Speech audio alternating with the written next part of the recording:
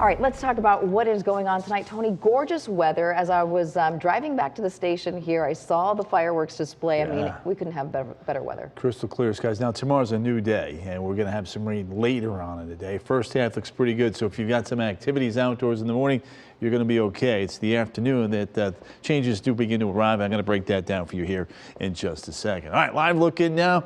The fireworks were gorgeous downtown early this evening, I should say, and it's cooled off. Look at the temperature now.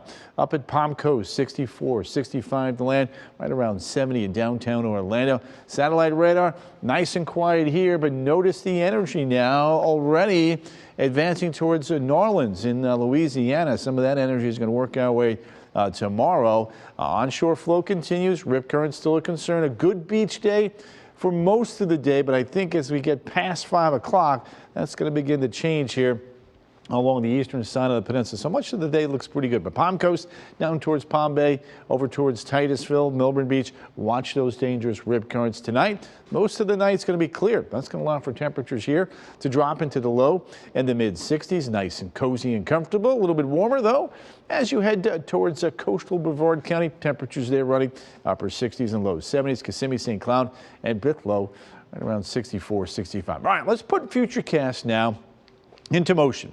And you'll see that you can see noon hour. Tony, where are the clouds? Well, they're lurking and they're going to be moving here fairly quickly. As you can see from west to east, you can see up towards Ocala, Gainesville. We've got a couple showers, even a couple rumbles of thunder, and then everything builds off towards the eastern side of the peninsula by the time we get to 7, 8 o'clock tonight. So let's take a look here at Futurecast. Rainfall amounts are not a lot, but you know, a few folks will get damp by late tomorrow evening. It's going to be a warm day too out ahead of that front. Notice the temperatures now, middle and upper 80s. And then as we take a look at Biketoberfest, starting off good, but it's late in the day's clouds and a couple showers will be arriving. Most of the day does look good. Universal Studios, again, after 5 o'clock, a couple of showers. Just make sure you stay hydrated. Another look here at the tropics. Our little ball of energy now has been coming together nicely east of the Windward Isles, and this thing is hauling off towards the west at 29 miles an hour. It will begin to slow down, move into the Caribbean.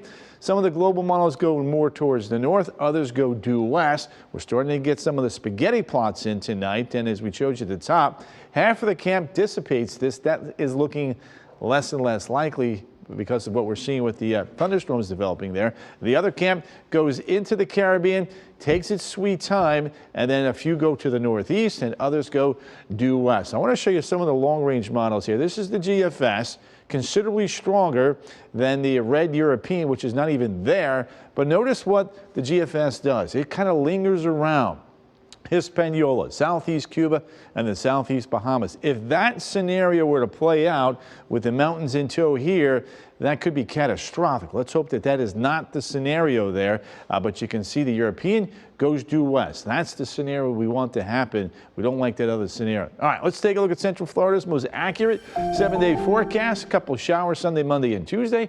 Drying out, cooling down, and a lot less humid Wednesday, Thursday, and Friday.